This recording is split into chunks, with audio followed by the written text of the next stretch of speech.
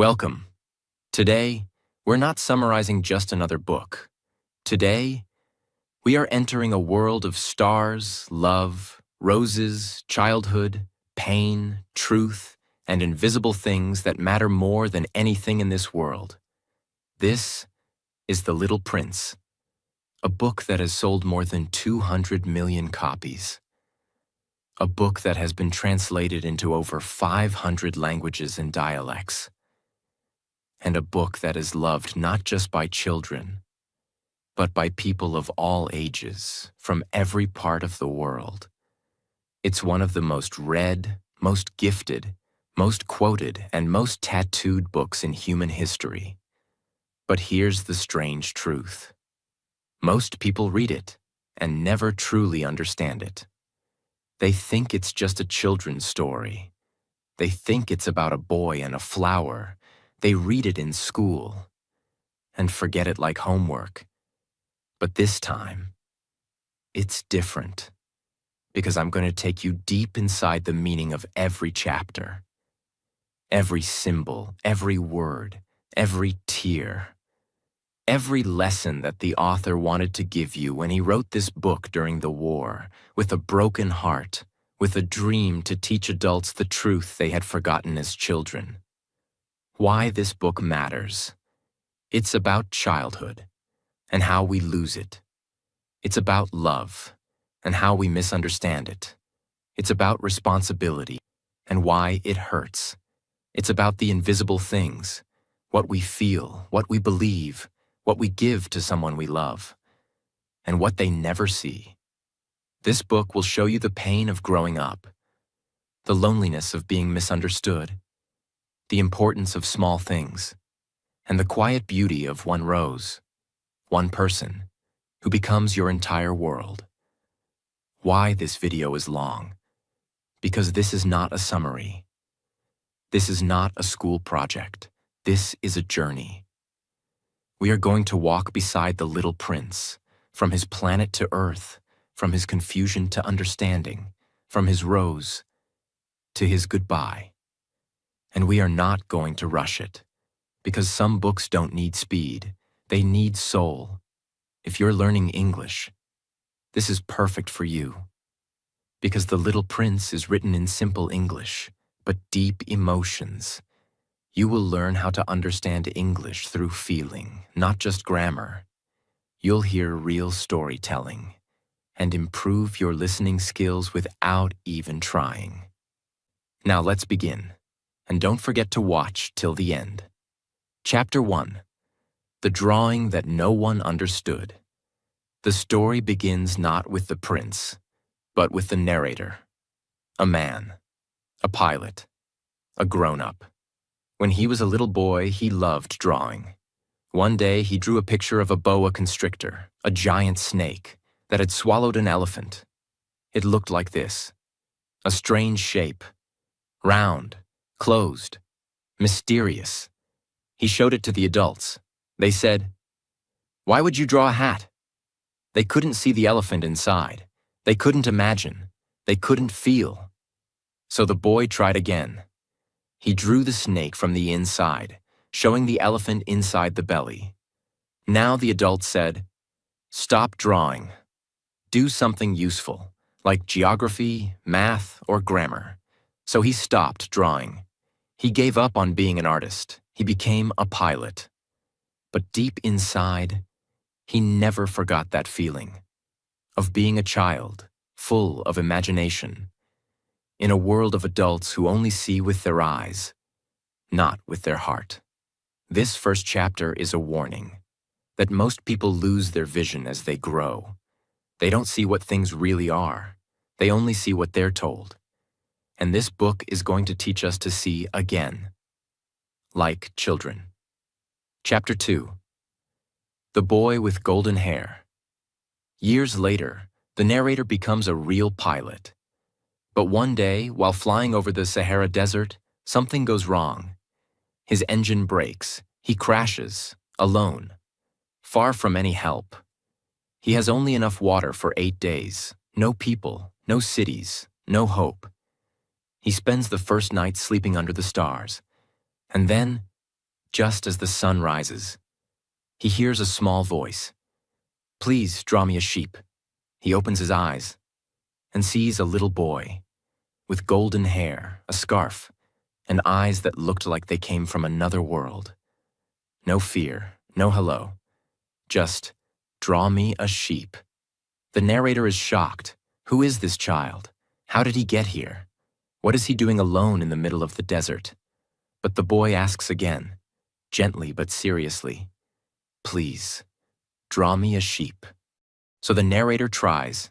He draws a sheep. "No," the boy says. "This one is sick." "Another one?" "No, this one has horns. I want a real sheep." The narrator becomes tired, so he draws a box and at the end says, "The sheep is inside this box." And finally, the boy smiles. "That's exactly what I wanted. This is where the magic begins. Because for the first time in years, the narrator is talking to someone who sees with imagination, like he once did as a child. And slowly, piece by piece, the little prince begins to tell his story, where he came from, why he left, and what he's looking for. Chapter 3. The planet from far away. The little prince slowly begins to open up. He doesn't give answers easily. He doesn't say, "I'm from planet B612. He speaks like a child who carries a big sadness inside. The narrator, the pilot, asks him, "Where are you from?" But the boy doesn't answer.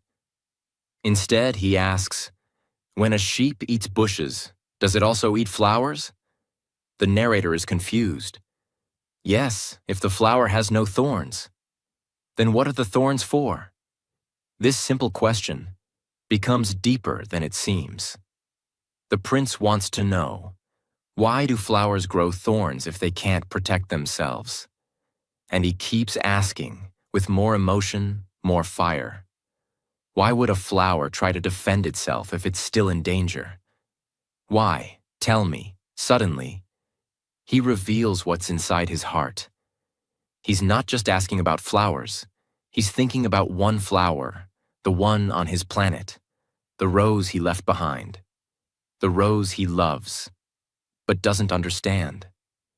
The narrator tries to calm him, to say, "Thorns don't really matter." But the prince becomes angry. He shouts, "You talk like the grown-ups. You care about numbers, screws, engines. But I care about something else, something that matters more." And then, his voice breaks, and for the first time, he cries. He misses his flower. He feels alone. And even though he's just a boy, in that moment, he carries the weight of heartbreak, confusion, and helpless love. The narrator, feeling sorry, holds him and says gently, "The flower you love is not in danger. I'll draw a muzzle for your sheep and a fence for your flower."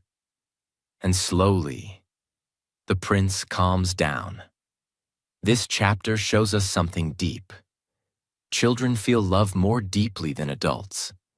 They ask questions not to get facts, but to understand the world inside them. And when you laugh at their questions, you hurt their soul. This is a message to every adult. Never kill a child's curiosity. It may be their way of asking for love. Chapter 4. The Secret of Asteroid B612. Now the narrator begins to guess. This little boy must have come from a tiny planet. And finally, we learn the name, Asteroid B612. But here's something powerful. The narrator says that when a Turkish astronomer first discovered this asteroid, he was laughed at because he wore traditional Turkish clothes. Later, when he gave the same presentation wearing a European suit, people believed him. What does that teach us? Adults believe things not based on truth, but based on appearances. They listen to suits, not souls. They respect numbers, not meaning. The narrator even says, "Grown-ups like numbers.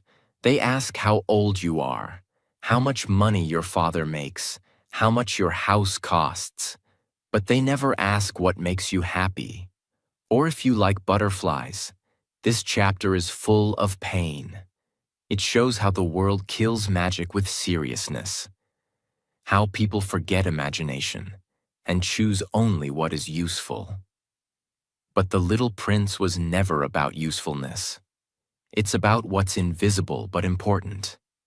And the narrator ends this chapter by saying, "I'm telling you these details not for the grown-ups, but for you, the real listener, because you know what matters.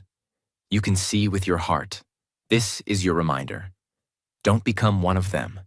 Stay soft, stay curious, stay awake." Chapter 5. The Baobabs and the Warning. Now we learn more about the prince's planet. It is tiny, very tiny. So tiny that if he walks a few steps, he can watch a sunset again and again. But it also has a secret danger. Baobabs. These are trees that start as small seeds. They look harmless, just like any other little plant. But if you don't pull them out early, they grow into giant monsters with roots that can destroy the whole planet. So every day, the little prince carefully checks his planet. He pulls out the baobabs while they're still small. It's his daily responsibility. Now listen carefully, because this is not just about trees. This is a metaphor for life. Baobabs are bad habits, negative thoughts, lies, laziness, toxic friends, self-doubt, fear. They start small. One little excuse, one skipped dream, one bad influence. And suddenly, they grow so big, they destroy your inner world. That's why the little prince says, "It's a matter of discipline." And the narrator agrees. If someone is lazy, they might let one baobab grow too long, and it will ruin everything. This chapter gives one of the biggest lessons of the book. If you want to protect your life, pull out the baobabs early. Don't wait until the problem becomes too big to handle. Deal with it now. And this is not just advice for children. It's a wake-up call for every adult. Because most people's lives fall apart not because of one big thing, but because they ignored many small things. This chapter ends with the narrator saying, "I have warned you, and I've drawn the baobabs in great detail, so you never forget." Chapter 6. The Sunsets of Sadness. The little prince starts talking about something strange, something beautiful, something deeply emotional. Watching sunsets. He says very quietly, "I love sunsets. When I'm very sad, I like to watch them." The narrator smiles and says, "Sunsets are beautiful." But then the boy says something that makes us pause. "One day I watched the sunset 44 times. The narrator is shocked. 44? And the prince replies, "You know, when one is so sad, sunsets help." Now let's understand what's really going on here. On Earth, we can watch only one sunset each day, unless we move to a new place.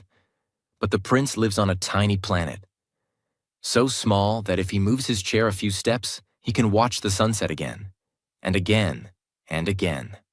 That day, he watched 44 sunsets. That means he was deeply, painfully sad. He didn't say why. He didn't cry. He just watched, silently. And that's how some hearts speak, not with words, but with sunsets. This chapter tells us something that most people never realize. Sometimes, beauty is how we survive sadness. The prince didn't scream. He didn't beg. He didn't explain his pain. He just watched the sky change colors, over and over again, as if trying to understand something that was breaking inside him. And most people miss the deeper truth of this chapter. But you won't. Because now you know, when someone watches too many sunsets, maybe they're not admiring the view. Maybe they're trying to stop themselves from falling apart. Chapter 7. The Argument, the Screw, and the Tears. This chapter begins with a very real moment. The narrator, the pilot, is busy fixing his airplane. He has a serious problem with his engine. He's hot, tired, stressed, and worried about dying in the desert. And suddenly, the little prince asks a strange question. If a sheep eats bushes, does it also eat flowers, even the ones with thorns? The narrator, not in the mood, replies, yes, probably. He's focused on his tools, his engine, his water, his survival. But the prince keeps asking about thorns, again and again. Finally, the narrator gets angry. He shouts, I don't know. I'm trying to fix something serious here. He's frustrated. He doesn't understand why this boy keeps asking silly questions when they're both in danger. And then, the little prince falls silent, and softly, he says, you talk just like the grown-ups. The narrator freezes. The boy continues. Slowly, emotionally, you confuse everything. You mix up everything.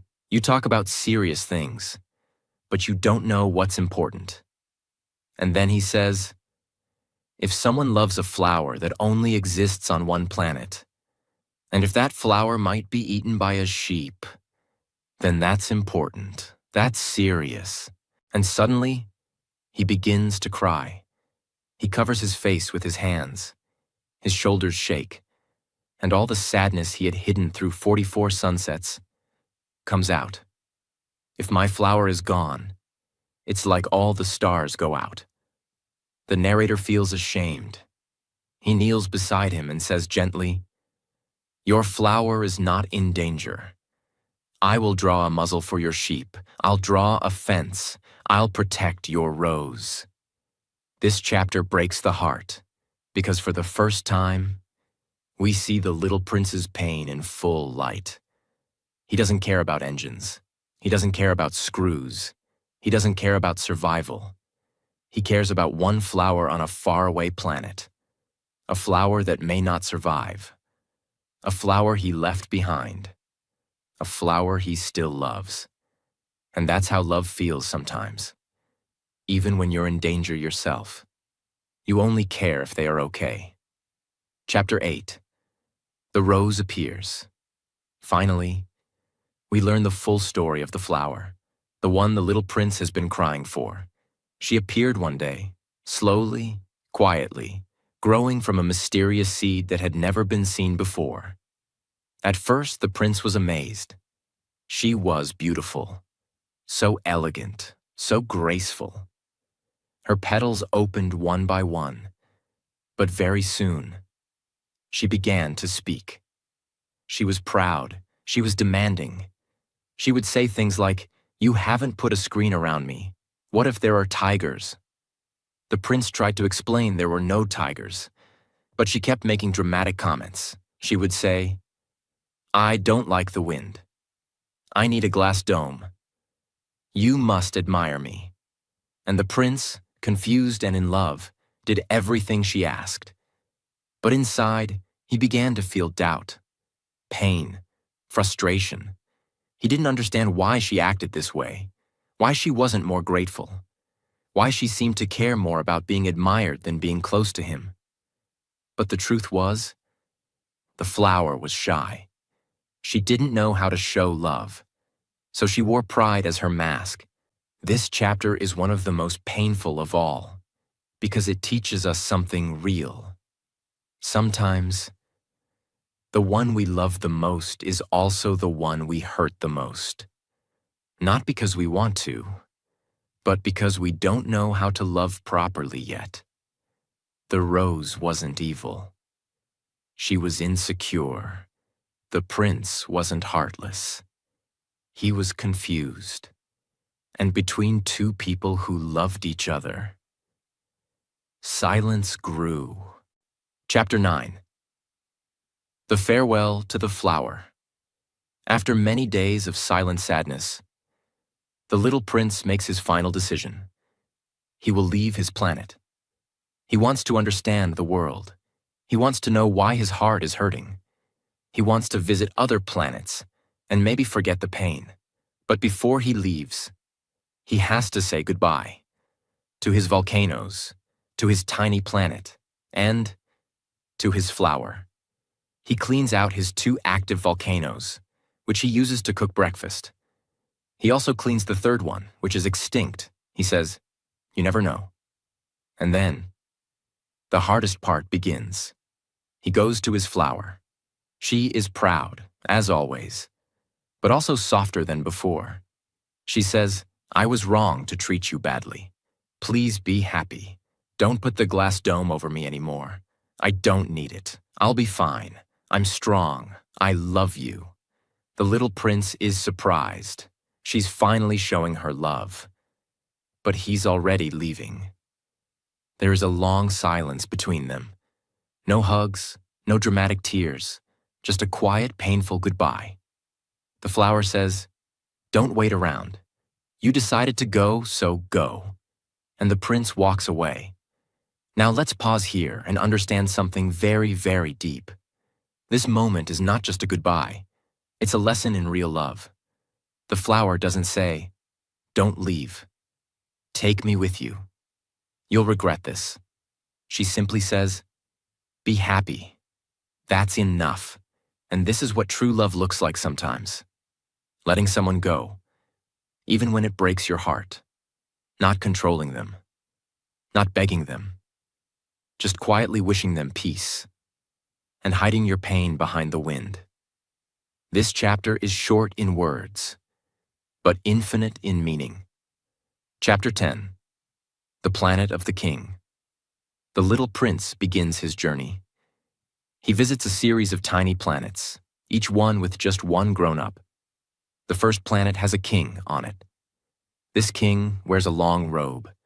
He sits on a throne. There are no people around, but he still acts important. The king sees the little prince and says, "Ah, a subject." The prince replies politely, "Excuse me, sir, may I sit down?" The king says, "I order you to sit down." The prince asks questions like, "Do you rule the whole planet? And the stars too?" The king says yes. He rules everything. The prince is amazed. "Can you order the sun to set?" The king replies, "Yes, I will, but I must wait for the right moment. Then it will obey." The little prince is confused. This king only gives orders that will happen anyway, so he can say he's always obeyed. Then the prince says, "Can you order me to leave now?"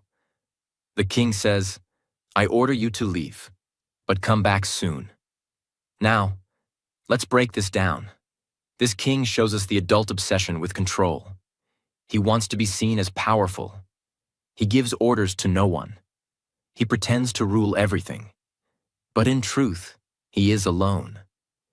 He only orders things that would happen anyway, just to feel important. This chapter is about fake power, about people who want respect, but do nothing to earn it. People who chase the title but have no connection, who want followers, but no relationships, who want to rule, but don't know how to lead. And the prince? He sees through it immediately.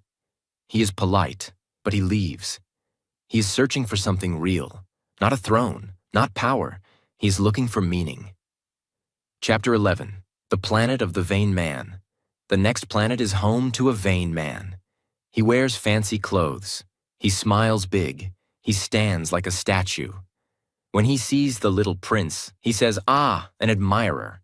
The prince is confused. The vain man says, "Clap your hands." The prince claps. The man bows. Again, clap, bow, clap, bow. The prince asks, "Do you really admire me?" The man replies, "Of course, but what does that mean exactly?" He doesn't know, but he still wants to be admired. By anyone. For anything. He doesn't care who the prince is. He just wants applause. This is a powerful and sad image. Because we all know people like this. People who only live for attention, who want likes, comments, praise, but have nothing real inside. No soul, no substance, just a mask. This man is not evil. He's just empty. And that's even more painful. He believes that being admired means being loved. But love is not clapping. It's not performance.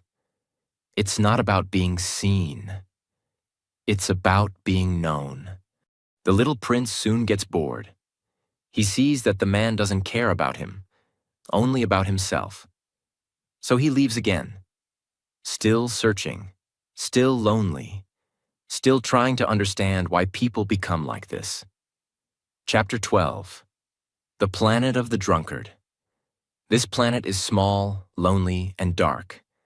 The prince arrives and sees a man sitting quietly. The man has a bottle in one hand and empty bottles all around him. The prince asks, "What are you doing?" The man says, "I'm drinking." The prince asks, "Why are you drinking?" The man replies, "To forget." "Forget what?" "To forget that I'm ashamed." "Ashamed of what?" "Ashamed of drinking." And the prince is speechless. He doesn't understand this kind of adult. He simply leaves, quietly and sadly. Let's now understand the deep meaning of this short but emotional chapter. This drunkard is not just a joke. He is a symbol of something very real, something you see every day. People who are trapped in cycles of pain. People who run from their problems, but end up back at the same place. People who do things that make them feel worse, and then try to escape the shame by doing it again. It's not just about alcohol. This chapter is about all kinds of self-destruction. People who spend money to feel good, then feel guilty.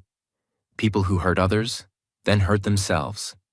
People who eat too much, lie too much, scroll too much, shout too much, and say, "I can't help it." This is not evil. This is pain. This chapter reminds us, don't laugh at someone's weakness. Try to understand the sadness behind it. And don't let your shame become your cage. Because if you do, you'll become like the drunkard, going in circles, forever. Chapter 13. The Planet of the Businessman. The next planet is very strange. The little prince sees a man counting things. He's serious, focused, never looks up. He's writing numbers, over and over. The prince says, "Hello," no answer. "Hello again," still no answer.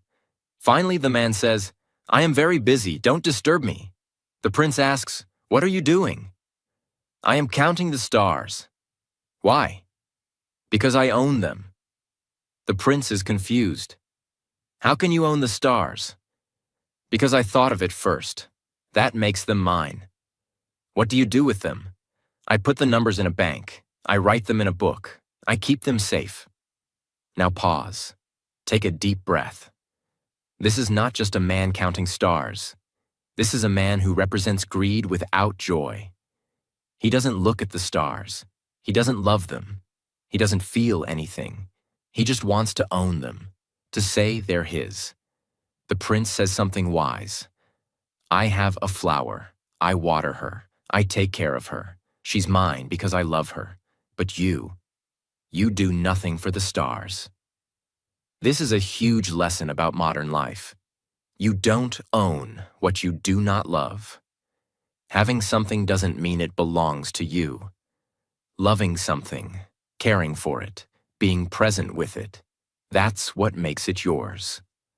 The businessman in this chapter is not evil, but he is empty.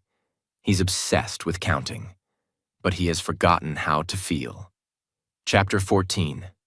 The Planet of the Lamplighter. The next planet is small. It has only a street lamp and a man who lights it. The lamplighter has one job: light the lamp when it's dark, put it out when it's morning. The prince finds this beautiful, but soon he learns. The planet is turning faster and faster. Now, a day lasts only 1 minute, so the lamplighter must light and extinguish the lamp every single minute. He has no time to rest, no time to breathe. The prince watches. Light the lamp, blow it out, light it again, blow it out. The prince says, "Why don't you stop?" The man replies, "Orders are orders." He's kind, he's loyal, but he's trapped in a job that no longer makes sense. Now pause here and feel this. This man is a symbol of so many people in today's world. People who work hard, people who follow rules, people who obey blindly. But the world has changed, and no one asked, is this still meaningful? The lamplighter is tired, but he still lights the lamp because he believes in responsibility. And that's what makes the prince admire him. The prince says, he's the only grown-up I can talk to because he thinks of others, not just himself. Even though the lamplighter is stuck, he still brings light to the world, every single minute. And that's beautiful. This chapter gives us a powerful truth. There is nobility in service. But don't lose your soul in the name of duty. Light the world, yes, but remember to also rest. And ask yourself, is this the best use of my time? Chapter 15. The Planet of the Geographer. The little prince lands on the 6th planet. This one is much larger than the others, and on it lives a geographer. This man is sitting at a big desk surrounded by books, maps, and important-looking papers. The prince is excited. Finally, someone who studies the world. Maybe he knows about oceans, mountains, cities, deserts. But the geographer says something strange. I don't know. I'm not an explorer. I just record what others tell me. The prince is confused. You don't go see for yourself? No, says the geographer. I'm too important. Explorers tell me what they see, and I write it down. This shocks the prince. Then the geographer says, tell me about your planet. Is there anything interesting? The prince proudly talks about his flower. But the geographer says, we don't record flowers. They're ephemeral. What does ephemeral mean? The prince asks. It means something that doesn't last. Suddenly, the prince falls silent. He realizes something heartbreaking. His flower, the one he left, might not live forever. She's delicate. She's temporary. She could die while he's gone. And for the first time, he feels real fear. Not for himself, but for someone he loves. Let's pause here and understand what this chapter teaches us. The geographer is a symbol of people who collect knowledge, but never experience life. He has maps, but no memories. He writes about rivers, but has never felt the water. He talks about permanence, but doesn't understand love. And this is a danger in today's world. We collect information, but lose feeling. We chase data, but ignore emotion. We think something isn't valuable unless it lasts forever.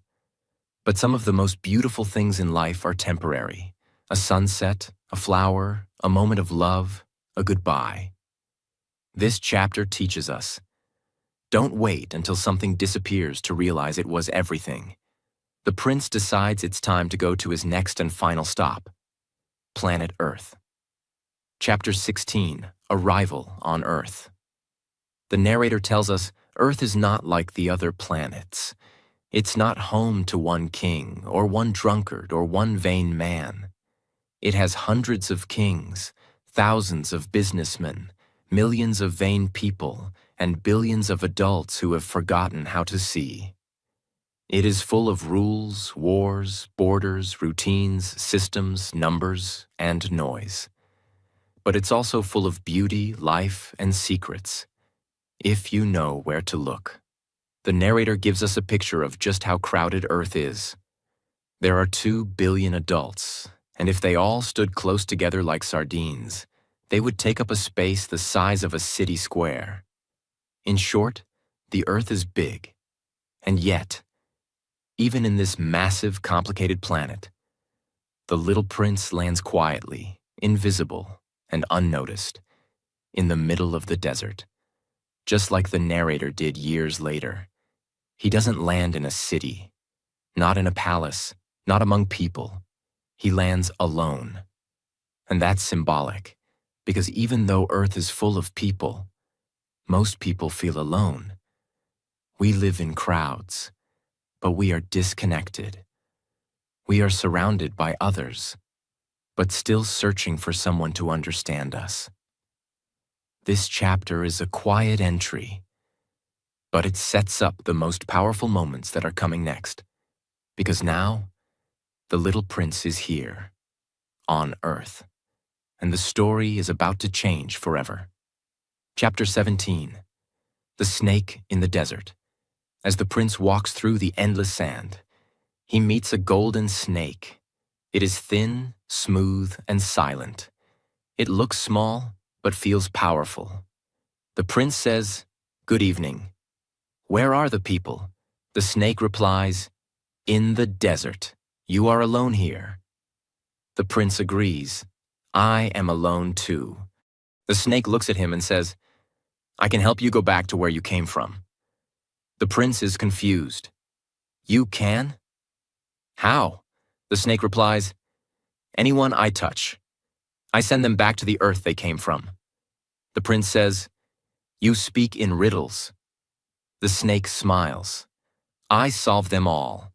This seems like a mysterious small conversation, but it is very important, because this snake represents death, not in a scary way, not in a violent way, but in a quiet, spiritual, gentle way. The snake is not here to harm the prince. It's a symbol, a promise, a way back home when the time comes. And the prince understands that. He doesn't fear the snake. He just knows there is a path home when he is ready. Let's break this down with care. In stories and ancient symbols, snakes often represent transformation, transition between life and death, a guardian between worlds. This moment is not the end, but it's the beginning of something much bigger. The prince doesn't use the snake yet, but now he knows. There is a way to return, not physically, but spiritually, to his flower, to his planet, to the love he left behind. And you, the listener, must remember this. We all have a snake in our story, a moment of return, not to the past, but to the truth. Chapter 18. The Prince and the Echo of Loneliness. As the little prince walks across the earth, he finds a flower with only 3 petals. She is fragile, quiet, and lives completely alone in the desert. The prince bends down and asks her gently, "Where are the people?" The flower softly replies, "People? I saw a few many years ago, but they have no roots, and the wind blows them away." The prince is puzzled. The flower says no more. This chapter is short, but heavy with symbolism. Let's understand it. This flower is not like his rose. She is not proud. She's not poetic. She's not mysterious. She's tired, small, simple, and alone. She tells the truth with just one sentence. People have no roots. The wind blows them away. Now pause. This is a powerful line. She means, people go from place to place, from goal to goal, from relationship to relationship, but never truly stay still, never grow roots, never belong to one place or one person.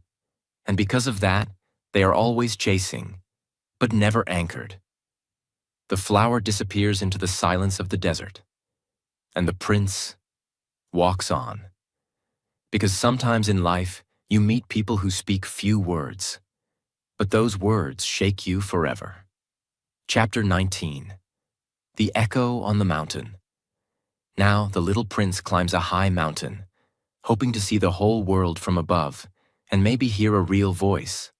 On his planet, he had 3 tiny volcanoes. They barely reached his knees.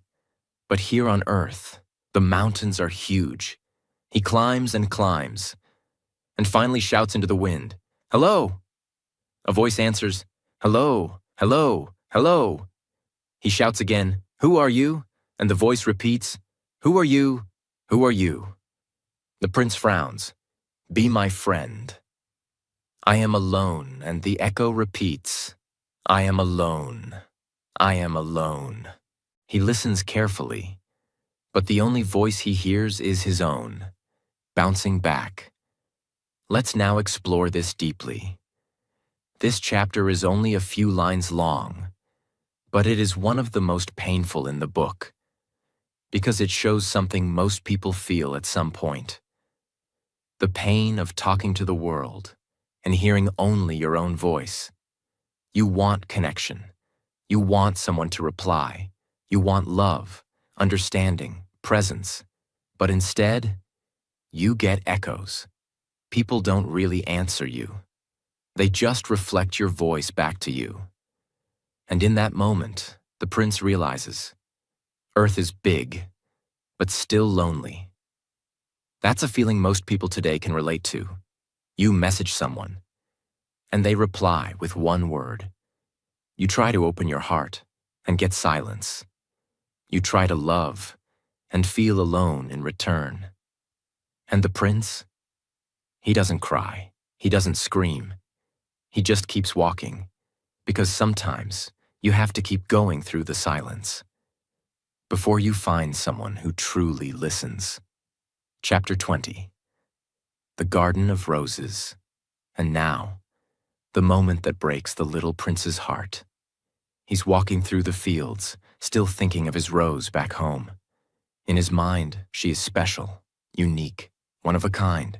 She told him, I'm the only rose in the universe. And he believed her. But then, he turns a corner and finds an entire garden full of roses, hundreds, thousands, all blooming, all beautiful, all like his rose. He stands there, frozen. He says quietly, they all look like her. And then with a heavy voice, he says, I thought I was rich because I had one unique flower, but I have nothing. She's not unique. She's just like all of them. The pain hits him. His heart breaks. He lies in the grass and cries. Let's pause. Let's understand this. This moment is about betrayal. Not because his rose lied, but because he built his identity around someone who made him feel special. And now he doesn't know who he is. If she's not unique, then maybe our love wasn't special. Maybe I wasn't special either. This is how many people feel after heartbreak. You loved someone. You trusted them. You gave them your whole heart. And then one day, you see them move on. Or you meet someone just like them. Or you realize they weren't as rare as you thought. And it destroys you. But this moment, this painful garden, is not the end. It's the beginning of the greatest lesson the little prince will ever learn. He just doesn't know it yet. Because soon, he will meet the fox. Chapter 21. The Fox. Tame me. The little prince continues walking across the earth. And suddenly, he meets a fox. Not a dangerous animal, not a wild threat, but a gentle, curious creature. The prince says, play with me, I'm so sad. The fox replies, I cannot play with you, I am not tamed. The prince asks, what does that mean? Tame? And the fox explains something that changes the entire story. To tame means to create a bond. You become special to me. I become special to you. We create something that didn't exist before he continues. To me, you are just a little boy like 100,000 other boys. And I am just a fox like 100,000 other foxes. But if you tame me, we will need each other. You will be unique in the world to me. The little prince listens, slowly starting to understand.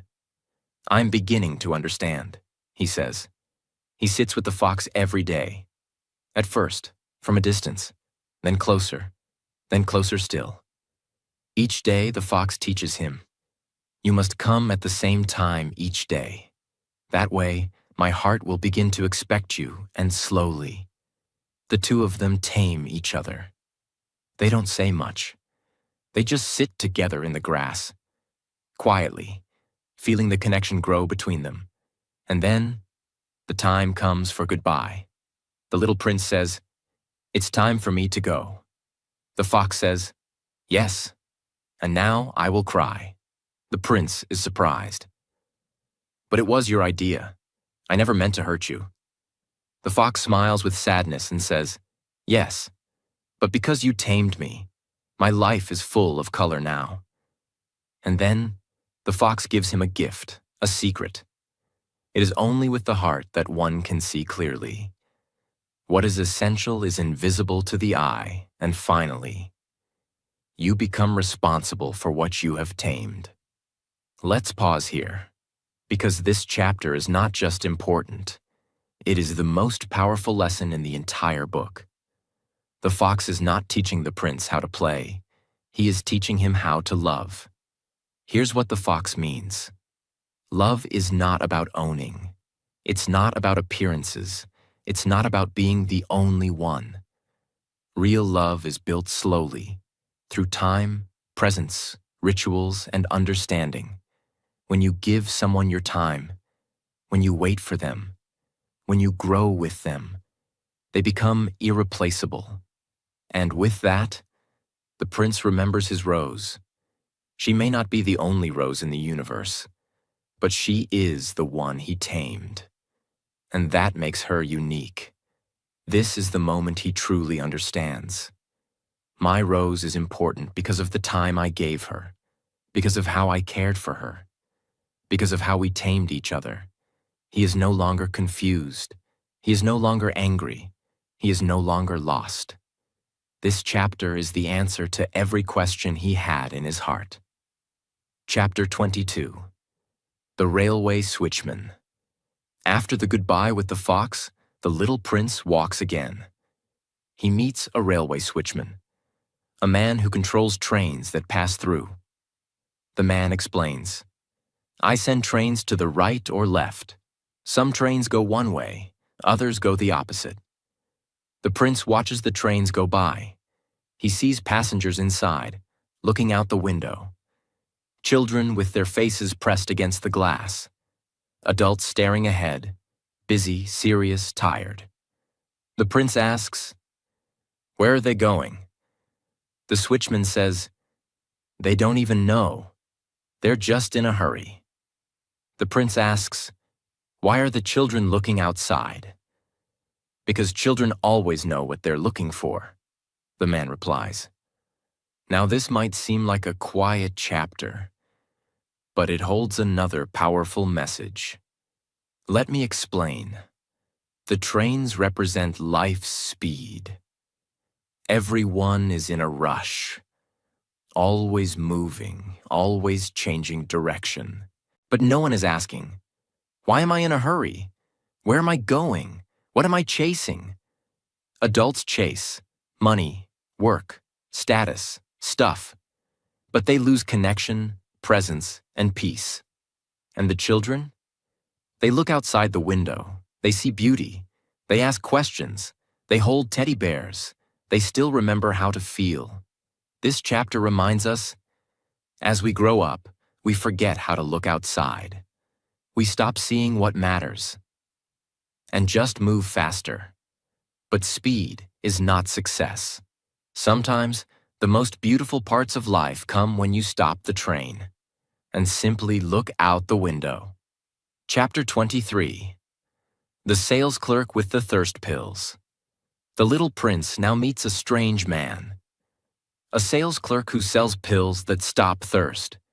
He says, "Take one pill a week and you won't feel thirsty anymore." The prince is confused. "Why do you sell this?" "It saves time," the clerk replies. "People don't have to look for water. They save 53 minutes a week." The prince thinks for a moment. Then he says, "If I had 53 extra minutes, I would walk slowly toward a spring of fresh water." And that is a sentence you should remember for life, because this chapter teaches us a truth about modern life.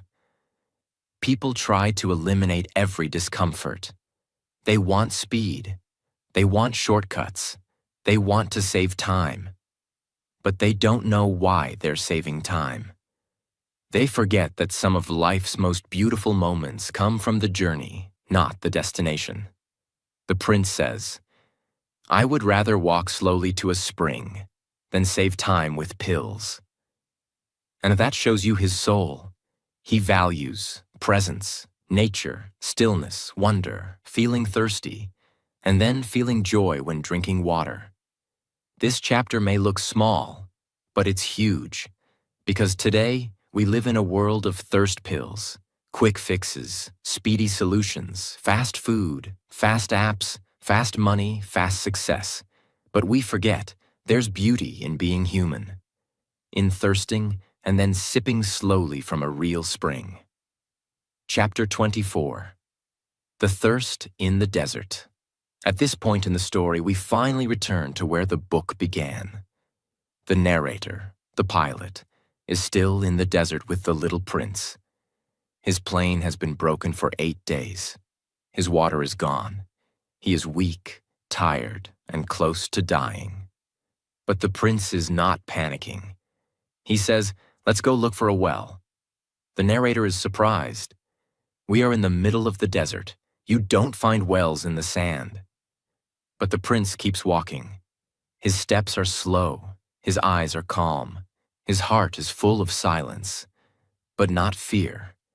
So the narrator follows him. As they walk, the narrator looks at the boy's face, and then he realizes something heartbreaking. He looks fragile, like a little candle that might blow out at any moment. Now pause here.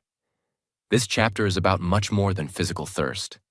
It's about spiritual hunger, loneliness, the quiet pain we carry inside, and the search for something pure and life-giving, not just water, but meaning. The narrator realizes that the little prince is not of this world. He is soft, delicate, almost like he's made of light, not flesh. And the desert, the silence, the thirst, is pushing both of them toward something deeper than survival.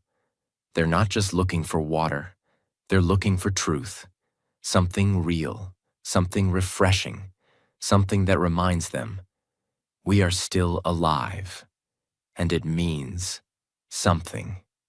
Chapter 25. The Hidden Well. After walking all night under the stars, finally, as the sun rises, they find a well. It's not just a hole in the sand. It's an old, stone-built well with a rope and pulley, like something from a fairy tale. The prince smiles. The narrator pulls the rope. The sound of the bucket rising is music in the silence of the desert. They drink. And it's not just refreshing. It feels holy. It's not just water. It's a gift. A reminder that even in the deepest dryness, there is still something pure waiting beneath the surface. Now listen to what the little prince says. What makes the desert beautiful is that it hides a well somewhere. This sentence is one of the most powerful truths in the book. Let's break it down. What makes something truly beautiful? Not its surface, not its decoration, but the invisible gift hidden inside it. Just like people may look cold or quiet, but they carry love and pain inside. Life may seem dry or meaningless, but it hides purpose if you dig deep enough. The desert may seem dead, but it holds living water for those who keep walking. And that's exactly what this chapter teaches. Beauty comes from the invisible things, from the quiet things, from the things we can only feel with the heart. As they rest, the prince says, "The people where you live grow 5,000 roses in one garden, but they still don't find what they're looking for. And yet, what they seek could be found in a single rose or a drop of water." Let that sink in. This is the truth of modern life. We search everywhere. We chase everything. We want more. But we forget. Sometimes the thing we need most is already with us. Love. A small friend, a glass of water, a moment of silence. And that is what the narrator finally understands. He is no longer just a pilot. He is now a student of the prince's wisdom. And the prince? He is preparing to return. Chapter 26. The Goodbye. Now the story begins to break your heart. The narrator fixes his plane. He tells the prince, "You'll be safe now. I can go back home." But the prince? He's not smiling. He's quiet. He says, "I'm going back too. Back to my planet. Back to my flower." The narrator doesn't understand. How? What do you mean? And then the prince explains. Softly. He has a plan. He will let the snake, remember the golden snake from chapter 17, bite him, gently, so that his spirit can leave his body and return to his planet. The narrator is horrified. No, that's dangerous, that's death. But the prince calmly says, "Don't be afraid. It will only look like I'm dying. My body will fall, but that's just a shell. I'll be going home." He continues, "You mustn't come when it happens. It will make you sad, and you'll think I'm gone. But I'm not. My body is too heavy to take with me." Let's pause here. This is one of the most emotional scenes ever written in literature. The prince is not afraid of death, because to him, death is not an ending. It's a return. He is going back to his rose, to take care of her, to be with the one he tamed. He is not running away. He is going home. And what makes this chapter so powerful is that it's not dramatic. It's quiet. It's gentle. It's full of love and peace. That night, the prince walks into the desert. The narrator watches from a distance. And then, the snake bites. The prince falls silently. No cry, no fear, just stillness. The narrator runs to him, but the boy's body is already still. He kneels beside him and cries, like a man who has lost his child, his best friend, his teacher, his light. And that's how the chapter ends. With goodbye, with loss, with a love so deep that words can't describe it. Chapter 27. The star that laughs. Time has passed. The narrator, the pilot, has returned home. His plane was repaired. His body is alive. But his soul is forever changed. Because the little prince is gone. Or at least, his body is gone. The narrator tells us what happened that morning after the snake bit the prince. He searched for the boy's body, but it had disappeared. Gone. No footprints. No sign. Nothing. And in that moment, he knew. The little prince had gone home, not just in words, but truly gone. Back to his planet. Back to his flower. Back to the tiny world where his heart belonged. But the story doesn't end there, because the prince gave the narrator a gift before leaving. He said, "At night, look up at the sky. You'll see the stars, and one of them will be mine. You won't know which one, but it doesn't matter, because every time you look, you'll hear my laugh. And it will be as if all the stars are laughing. Let that sit in your heart." The narrator says, "The stars are not silent anymore, because when I look up, I hear a child's laughter from the sky." Now let's pause and understand how powerful this is. This final chapter is about grief, memory, love, and the invisible thread that never breaks, even after someone is gone. The little prince didn't give the narrator money, advice, or a gift he could hold. He gave him something eternal, a way to remember, a way to love even after loss, a way to see the world differently forever. And now, the narrator passes that gift to us. He says, "If you ever travel to the desert, and you meet a little boy with golden hair, who doesn't answer your questions directly. You'll know it's him. Please write to me, because I never want to forget. And then the story ends with a drawing, a picture of the landscape where the prince fell. The narrator says, "This is the place where he disappeared. Don't forget it." He draws it like a map, so you can find your way back too. And he finishes with this final sentence. Look at the sky. Ask yourself, did the little prince return to his planet? Did he go back to his flower? He doesn't answer the question, because he wants you to feel it, to look up at the stars tonight, and listen for the laugh. Now that you've heard the whole story, now that you've walked beside the prince, drunk water from the well, tamed the fox, and watched the stars, let me tell you what this story is really about. Not as a summary, but as a reminder for your life. This book is not for children.